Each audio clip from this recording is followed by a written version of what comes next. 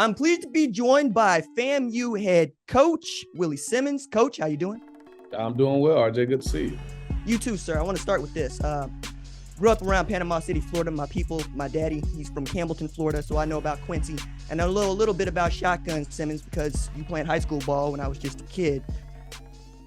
Do you ever have to remind your players that I was awesome in what I call Lower Georgia, Lower Alabama, but the Panhandle and whatnot, and I was awesome at Clemson? Do you ever have to have that conversation? No, I don't. I think enough people remind them of that. Whenever we have speakers come in, they remind them. Every now and then you'll catch guys coming through YouTube, finding some of our old Clemson film. And so in every blue moon, I don't do it much anymore because this old shoulder of mine will go out. But I'll pick up the football and toss it around every now and then just to let them know what it was back in the day. But no, they're fun to be around and they make fun of us. But we do remind them that we as coaches did play the game at a high level. Most of our coaches either played Power 5 ball, NFL ball, or played at a high level at our respective institutions. So every now and then we have to remind 18 and 23-year-olds that the things that they're trying, we've all done them. I found it interesting that you come up just outside of Tallahassee, probably introduce yourself as being from Tallahassee most of the time to folks that don't know. You end up at Clemson, you transfer to Citadel, but there was a moment in there where you were thinking about coming home. Do you get to talk about that much? Yeah, back in 2003, after I graduated Clemson, had 1 year left of eligibility. My mom was battling some health issues. She was diagnosed with renal failure my senior year, and she didn't get a chance to see me play very much. And so wanted to come closer to home. I grew up 20 minutes away from here. I do say Quincy, by the way. I don't say Tallahassee. We give people a hard time from Quincy that say Tallahassee. So let it be known I'm from Quincy, Florida, not Tallahassee, Florida. But no, I just wanted to get closer. And FAMU was always a school that coming up, myself, all of our buddies that we played with, it was always kind of an unspoken rule. A lot of us were Power 5 signees, FBS signees, but if we ever decided to transfer, we were coming home to FAMU. And so made the decision to come. One of my best friends in the world, we both transferred from Clemson here. And it just so happened to be the year that they were going through transition to becoming the FBS program. And because of their provisional status, we were all deemed ineligible to play right away. So it was really a hurtful moment for me, just because I always wanted to play in the orange and green. And, it was rough for a lot of people. We even talk about it to this day, but, things have a way of coming around full circle. And even though I didn't get a chance to play here at FAMU in the orange and green, I'm beyond blessed to be able to be the head coach of such an amazing program. I'm going to go ahead and let folks know that Coach Simmons graduated in 3 years from Clemson, which is still remarkable, having played quarterback at such a high level, then the Citadel, and then get into coaching. Now, a lot of folks say they want to get into coaching when they are players. When did you know, okay, I can do this and I want to do this? It's funny you say that. I was one of those guys who didn't want anything to do with coaching. I never thought about it. Playing the game in college, it never dawned on me that I would be coaching the game of football. Funny story, the guy that recruited me, Rick Stockstill, who ultimately gave me my first head job as a coach, was our receivers coach there at Clemson. And he would always tell me, he said, Willie, you're a smart guy. If you can do anything else, do it. Like, don't get into coaching. You can do anything else with your life. And as fate would have it, he gave me my first full-time job. So he probably saw it in me, but just wanted me to find it on my own. And I think that's what, for most people, that's what we have to do. Coaching is something that a lot of us say we want to do because it allows us to stay around the game, but you really have to have a passion for it. It really has to be your calling. And I'm blessed that I found it just in transition. After I got done playing the game, was coming back from Sioux City, Iowa, playing arena football. And it just so happened that a good buddy of mine called, and they had a quarterback job open at Lincoln High School. And in the first part of August. And I was kind of in transition, not knowing what I was going to do with my life. And I took the opportunity to coach just to kind of buy time. And it didn't take me very long once I hit the field to know that this was my passion, this was my calling. And 17 years later, I'm still doing it. So thankful to my buddy Youssef for thinking enough of me to just make that random phone call. And it really blazed a trail in the path of my life where I couldn't see myself doing anything else. You move up the ranks, right? You get jobs at what I thought were outstanding places to start with. I'll take Minnetonka for a second there. But also you come back into my life when you become the offensive coordinator at Alcorn. And short story there, my parents drove up to see Steve McNair and then came back the day he got drafted. Man's wearing a white suit in May in Mississippi. he is pouring sweat, but my mother walks up in there with a number 9 Oilers jersey, gets him to sign it. That is how in-depth I go with Alcorn State. And then y'all start putting up numbers. And then I see you are starting to get a little bit more recognition. When did it become real for you that you might have an opportunity to be a head coach at a place like PV? Well, once I got into coaching, I always wanted to be a head coach. Everything I do, I do it with the mindset that I want to be the very best at it. And so it's always been in the back of my mind. It's never something that I chased, so to speak. I just wanted to make sure I did a great job where I was, whatever that role was, as a grad assistant, as a position coach, as a coordinator. But about around the second season at Alcorn, once we really started putting up numbers, had already kind of built up a reputation as an offensive-minded guy during my time at Middle Tennessee State. I started to see some lists, some black college lists of coordinators who were probably on the list to be potential head coaches. And that was the first time it kind of became a reality where I said, you know what, this may happen one day soon. I had no idea that third season, it would happen after that championship year at Alcorn State. But midway through the season, the list came out again, and I was at the top of the list of HBCU coordinators who are in line to be the next head coaches. And I knew that FAMU was having an opening come up. I knew Prairie View was going to have an opening. I think Alabama State was going to have an opening. So there were a few jobs that I kind of had my eye on. I didn't have an agent at the time, but thankfully, Ashley Robinson, the athletic director at Prairie View A&M at the time, saw enough in me. It didn't hurt that we put up 77 points on them that day. And, so he saw me as a guy that could spark their team, their offense there at Prairie View A&M. And he offered me the opportunity, and I jumped at it. And, we had some success there. So I'm always indebted to Ashley. It takes a lot for someone to give an individual their first opportunity to lead. I had never been a head coach, and he took a chance on a 34-year-old coach, there at Alcorn State. And, thank God we've been rolling ever since. It's not an easy place to win, by the way, PV. I mean, it's been a long time since Coach Nix was through there, and then they had, as many people know, one of the longest losing streaks in any major sport. You come there, you're able to flip the program around, and then this job at FAMU comes open again. When did you okay, I'm going to go home now. I've done this once. I did this a second time. I can't miss it a third time.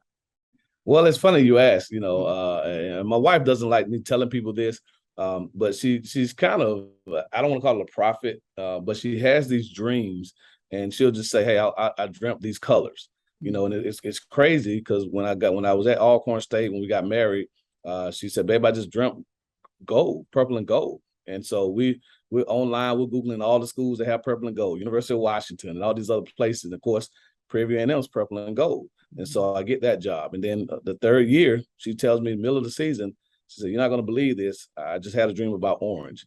And so the first thing we both thought immediately was no way, because she's a graduate, she's an alum of Florida A&M, a 2-time graduate, and is currently getting a doctoral degree from here. So when she said orange, of course, Clemson's orange. We played there.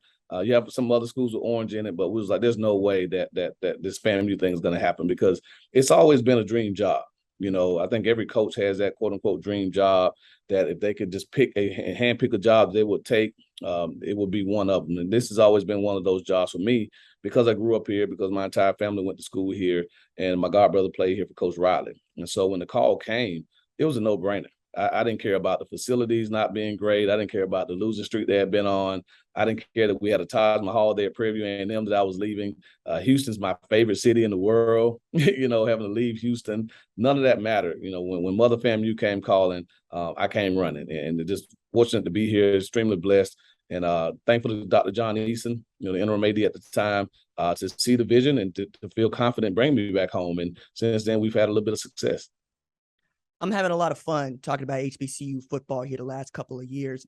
And I credit FAMU with joining the SWAC for a lot of that, because for me, that's a very big deal, right? I grew up going to a bunch of SWAC games and going, what are they doing over there in the MEAC? Like, that's a SWAC school. And now that it is a SWAC school, you're there with some names, right?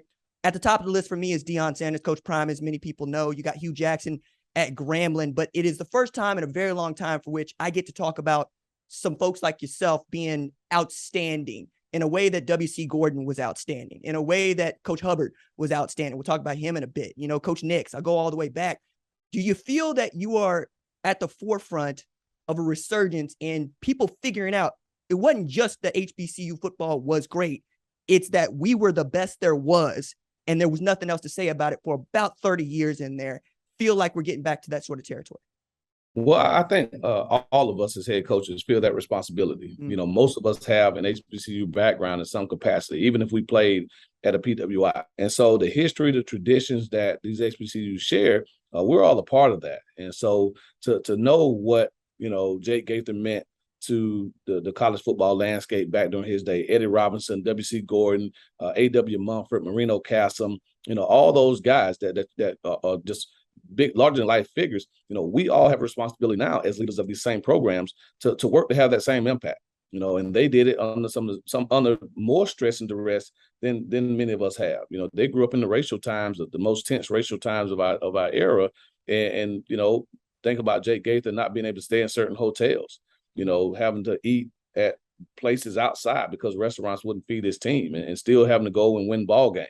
And so again, just to think about what those coaches had to overcome and endure, there is a responsibility on us to represent these institutions in a first-class manner. So I'm thankful to Coach Prime. I'm thankful to Hugh Jackson, Eddie George, you know, and all the other coaches, you know, Eric Dooley, still Fred McNair, you know, Terry Sims, you name it. And I'm thankful to all those guys because collectively, you know, we're putting HBCUs back on a platform where we rightfully deserve to be. And so we do feel that responsibility. We do carry that heavy burden, and we want to make sure that we do right by these programs so that students in the far-reaching parts of the United States can say, hey, maybe I will consider Florida A&M to go to school, you know, and I'm from the state of Washington or from the Northeast or Midwest. And the more we do that, the more we'll continue to build and grow our, not only athletic programs, but our institutions as well. I got to throw a reference there to Big John Merritt and Eldridge Dickey back in the day. I tell a bunch of the kiddos about these folks and what they represent, but it also gives me a way to say, hey, you got a big job coming up here this week with UNC. You're going to go against a guy that's won the national championship at Texas in a very loud banner, and what I think is one of the greatest college football players of all time is his quarterback and Vince Young. But they're coming off of a year in which they did not meet their expectations. And they're also going to be vetting HBCUs, right? This is their HBCU game. They're going to bring Coach Hubbard up, College Football Hall of Fame inductee, led FAMU to a national championship in 1978, among other things. How are you all really trying to enjoy that atmosphere? But also, hey, man, we got a segment over here called Put the Money in the Bag, which is to say, go get the money and go get the win. How do you keep that focus, Coach? Well, for us, the focus is always what happens between the white lines.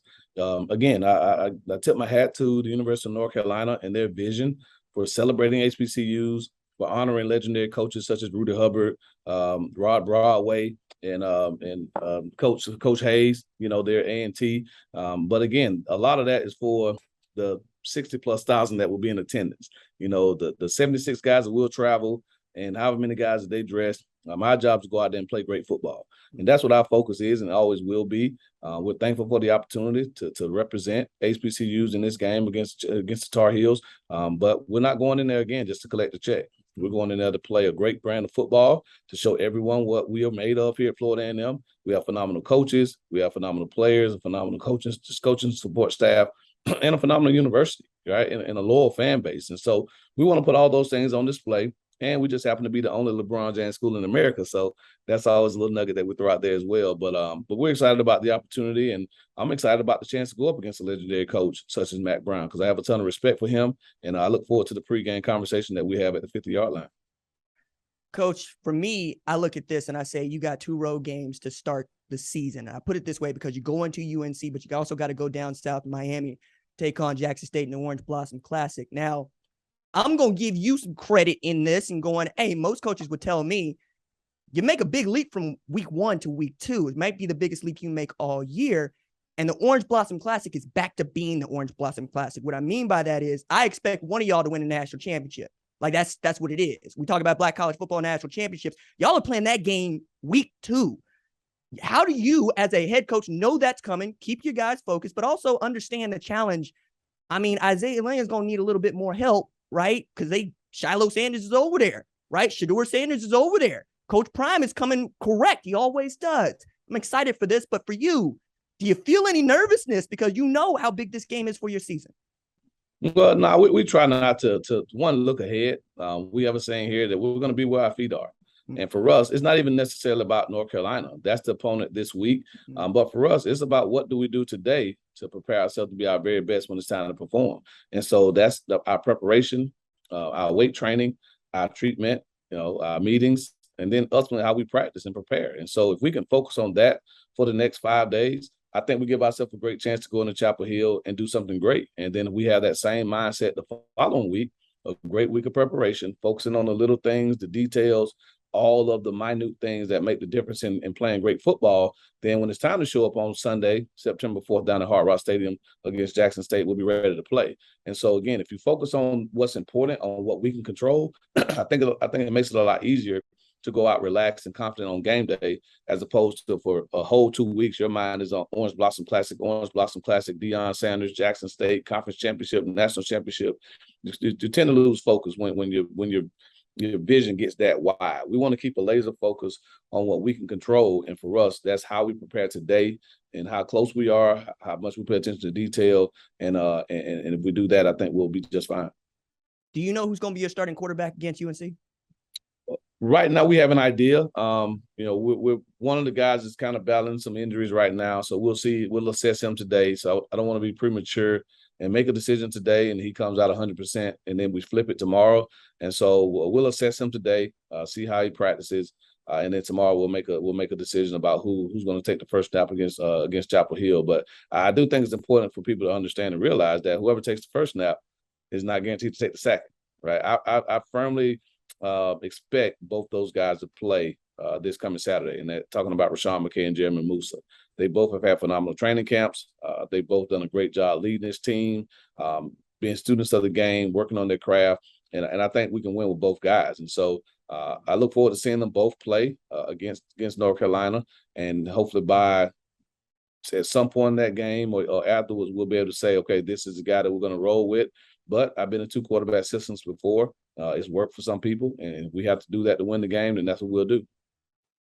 I wonder if any of those quarterbacks have made some sort of kinship connection with Xavier Smith. And more to that, have you come up with a replacement for the revelation that Bishop Bonnet was last year? Well, I think any smart quarterback hangs out with the receiving core and the offensive line, right? So I think both guys spend a lot of time with Xavier. But again, you'll see them after practice throwing routes.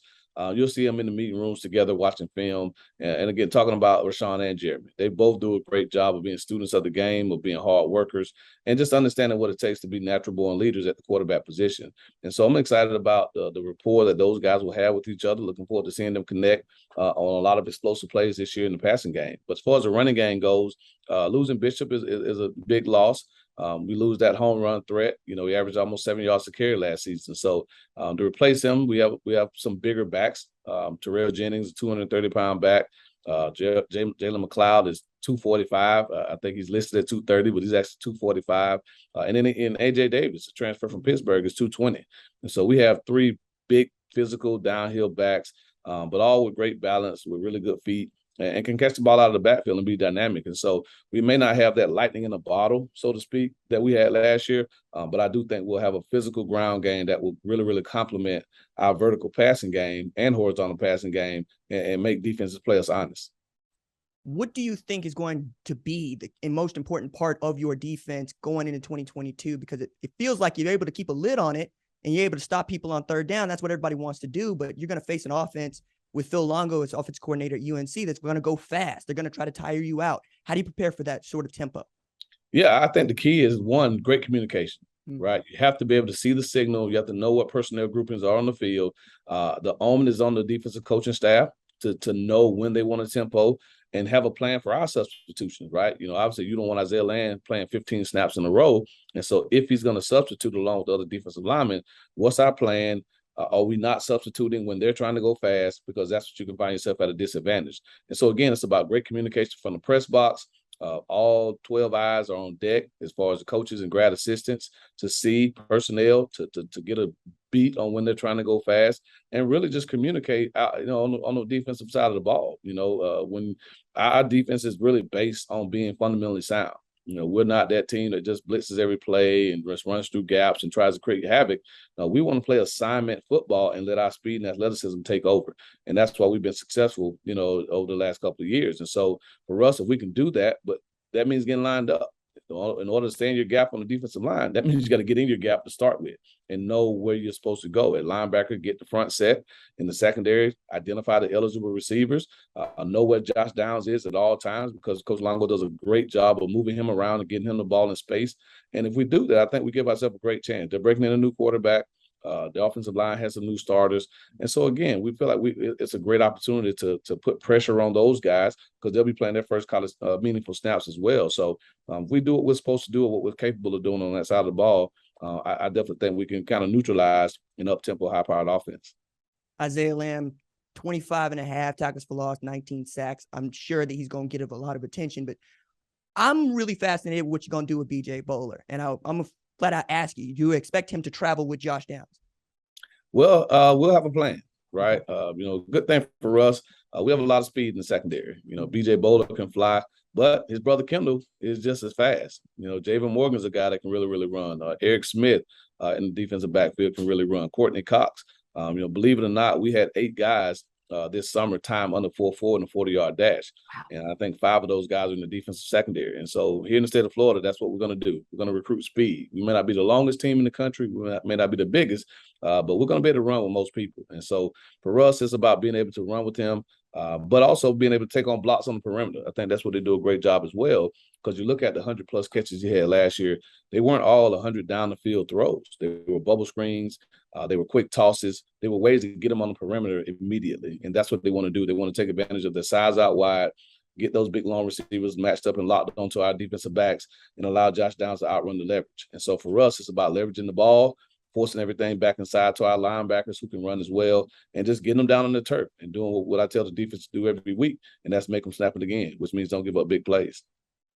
One of the joys of me doing this job, Coach, is being able to identify individuals in a team sport. And I understand that your focus is on the team, but one of the reasons that I bring up BJ is we have this thing that the Jim Thorpe Award Select Committee has established called the Aeneas Williams Award, which is going to go to the top HBCU defensive back in the country. I put out a list of top 5.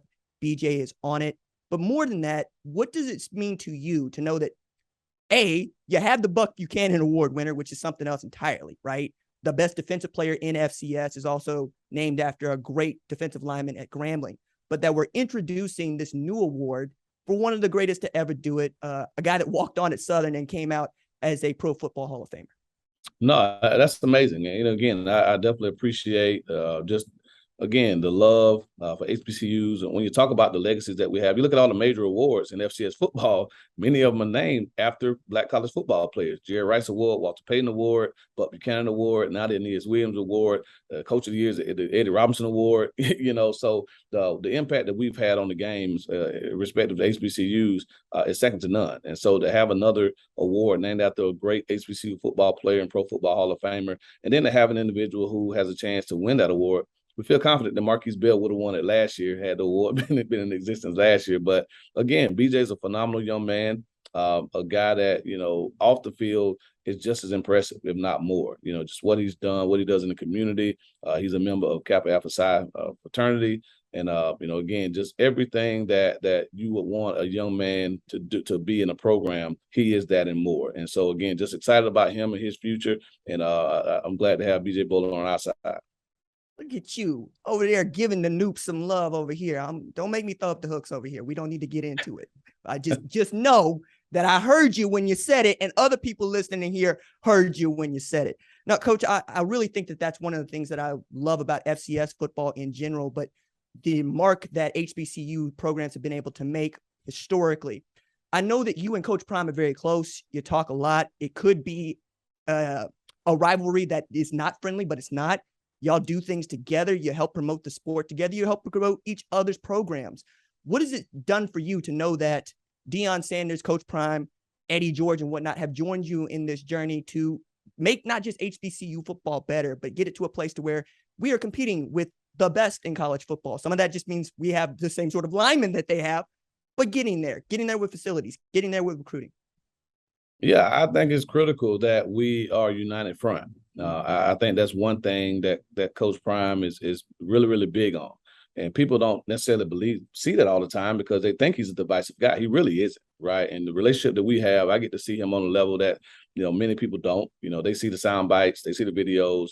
But I actually have a personal conversation with Prime. Like, we pick the phone up and we call one another. We talk about these things. And his goal is to make sure that together we build programs that can compete with anyone. He played at Florida State, so again, many people say, oh, well, you didn't go to an HBCU, so what do you know about it? I played at Clemson, so the same sentiment can be said. Eddie George played at Ohio State, but again, when you can't really be a Black person, to me, in their 40s or older, and your parents didn't go to an HBCU, or your relatives or your neighbors or your church members, because back then that's where they only could go, right? My mom really didn't have the opportunity to go across the street to Florida State, right? She wanted to be at FAMU. All her siblings wanted to come to FAMU because it's a place where people of color can come and be celebrated, can have that experience and that culture that we don't get anywhere else in this country. And so, again, to understand that, to know what it means to be an HBCU graduate, to be able to rub elbows with some of the best and brightest in the country. We have to pull together and advocate for our programs, because if we don't, who will, right? And so the voice that he has, saying the things that really needed to be said a long time ago, and thankfully he has a voice big enough and can reach far enough that people are listening, and I'm thankful for that. Regardless of the way the message comes across or whatever, I listen to the message. And that's one thing I'm really big on with my players. Don't necessarily listen to how I say it, listen to what I say, and make sure that you understand that what I say has value and meaning in your life.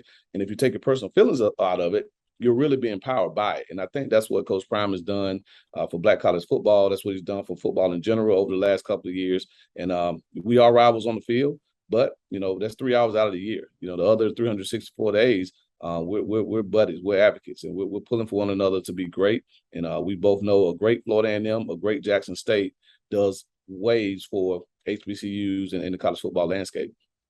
I appreciate you pointing out what the culture means to us, and for folks that did not get to go to HBCUs, one of the regrets they have in life, myself included in there. But it's also one of those things where I hear from, call them PWIs, predominantly white institutions, for the folks that don't know, did you bring the band? And I'm going, you'll go play football, but what you're worried about is the marching 100. How do you deal with knowing, A, you don't get to see the marching 100 at halftime, but also that people are so enthusiastic about the culture once they get around it and you let them in? Well, again, you can't talk about HBCU culture without talking about a band, right? And we're blessed here to have the best band in the land in the March 100. I grew up listening to the 100, watching the 100. So I'm a huge fan of Dr. Chipman in the March 100. And little secret, my pregame speech, my halftime speech isn't nearly as long as my pregame speech. I go in, I give my quick coaching points, and I sneak out so I can watch the last minute or two of the halftime show, because I know the 100 has something in store. But no, it's all part of the culture. It's all a part of the experience. And when we play these guaranteed games, I mean, if the 100 ain't coming, like, people are upset that just the football team is showing up. So, if my ego was in the way, I feel some kind of way about it. But because I understand HBCU culture and how integrated we all are, hey, you can't have one without the other. Hey, man, you got to compete with Southern Jukebox. You got to compete with the Human Jukebox. You got to compete with the Sonic Boom of the South. There's a lot in there for HBCUs. But I want to get back to football for just for a second. I'm going to ask you what can be a divisive question depending on who I give it to. But who won the 2021 Black College Football National Championship? Depends on who you ask. Yeah. Here's my answer to that, right? And I know it's controversial. Before the college football playoff, right, which started about 6-7 years ago, how was the FBS National Championship declared? By voting, right? They voted for who the national champs were. So you have co-champions all throughout the history of FBS football. But the moment at the FCS level someone says that they're co-Black college national champions, everyone's in an uproar. ESPN said that we were the #1 team in Black college football last year. Guess what that means? It means national champions. The Celebration Bowl is dubbed the HBCU National Championship. South Carolina State won it. They can claim national champions. Jackson State was #1 in another poll. So to me, there are 3 national champions. It depends on who you ask. If you ask ESPN, it's Florida A&M. If you ask the Cricket Celebration Bowl, it's South Carolina State. If you ask whoever voted Jackson State #1, it's Jackson State. So I don't know why people get so upset when we claim we don't. I mean, we don't claim it. It's not us. Someone else said that we were national champs. We just publish it, right? We publish what they say, and that's what it is. So I don't know if there's a trophy that's involved. I don't know if somebody got the trophy. South Carolina State got the Celebration Bowl trophy. But to me, in my eyes, there were 3 national champions last year, and that's why we have a goal this year to leave no doubt that we are the undisputed national champion, and we want to do that on the football field. That is a very diplomatic answer and not one that I would have thought of myself, but that's why you are Coach Simmons at Florida A&M University, FAMU, to those that know. Coach Simmons, Shotgun Simmons, thank you so much for taking the time to join us here on the #1 Ranked Show, sir. It's a pleasure. I always follow you, man. Enjoy what you do. Keep doing it, and I look forward to hopefully seeing you on Saturday. Yes, sir.